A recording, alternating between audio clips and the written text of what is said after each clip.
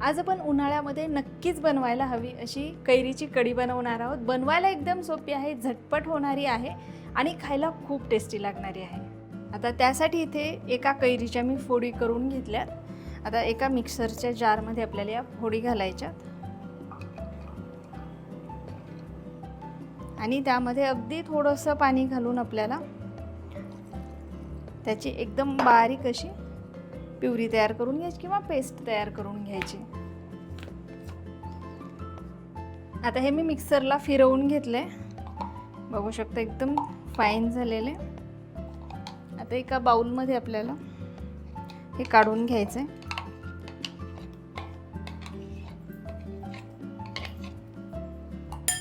यामध्येच आपण थोडंसं पाणी घालूयात आणि हे पाणी आपण यामध्ये घालूयात।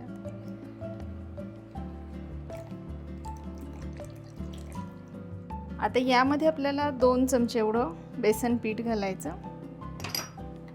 आणि याला व्यवस्थित मिक्स करून घ्यायचं। पिठाच्या गाठी व्हायला नकोत। आता हे मिक्स करून झालं, यामध्ये आपल्याला थोडी हळद घालायची, लाल मिरची पावडर घालायची आणि पाणी घालून हे व्यवस्थित मिक्स करून घ्यायचं आहे। साधारण 1 ग्लास एवढं पाणी घातलेलं मी यामध्ये। व्यवस्थित मिक्स करून झालंय। आता आपल्याला फोडणीसाठी एक कढई गरम करायला ठेवायची। कढई गरम होऊ देऊयात। आता यामध्ये आपण तेल घालूयात। तेलही जास्त लागत नाही। आता तेल गरम होऊ द्यायचे। तेल गरम झाले, यामध्ये आपण मोहरी घालूयात, थोडे जिरं घालायचे आहेत। यासोबत अगदी थोडे यामध्ये आपल्याला मेथी दाणे घालायचे। 1 मिनिटभर हे कमी फ्लेमवरती परतून घ्यायचं, तडतडू द्यायचं आणि नंतर यामध्ये आपल्याला उभा चिरलेला एक कांदा घालायचा। आता यामध्ये कांदा घालणं पूर्णपणे ऑप्शनल आहे। बिना कांद्याची ही कढी तुम्ही बनवू शकता। आता हा कांदा आपण थोडासा मऊ होईपर्यंत परतून घेऊयात। आता यामध्ये आपल्याला बारीक चिरलेली हिरवी मिरची घालायची, थोडासा कढीपत्ता घालायचा आणि याला परतून घ्यायचं। आता हे चांगलं परतून झाले, यामध्ये आपण हे मिश्रण ओतूया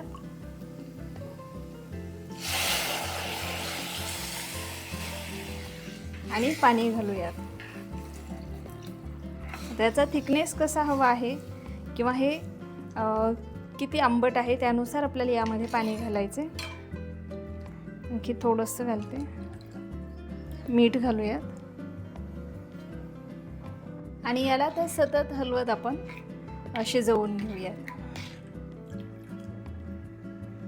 आता ही कढी बनवताना शक्यतो कैरी फार आंबट वापरायची नाही। फार आंबट असेल तर मग कढी तेवढी टेस्टी लागत नाही, त्यामुळे मध्यमच आंबटपणा असावा।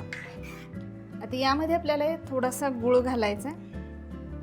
त्या गुळाचं जे प्रमाण आहे, कैरी किती आंबट आहे किंवा तुम्हाला आंबट गोड किती आवडतं त्यानुसार घ्यायचं।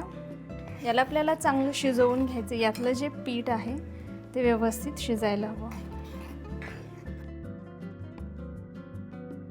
आता हे पीठ व्यवस्थित शिजलं गेलेलं आहे। याला थिकनेसही छान आला आहे। खूप जर तुम्ही जास्त पीठ घातलं आणि हे फारच घट्ट केलं तर गार झाल्यानंतर कढी जास्त घट्ट होते। गॅसची फ्लेम बंद करायची, वरतून बारीक चिरलेली कोथिंबीर घालूयात। तर एकदम झटपट अशी आपली मस्त कढी इथे तयार झालेली आहे।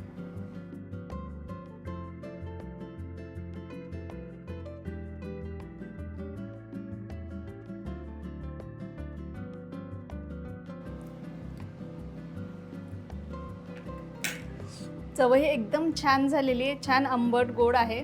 तुम्ही सुद्धा नक्की करून पहा। आजची रेसिपी तुम्हाला कशी वाटली हे मला कमेंट करून सांगायला विसरू नका।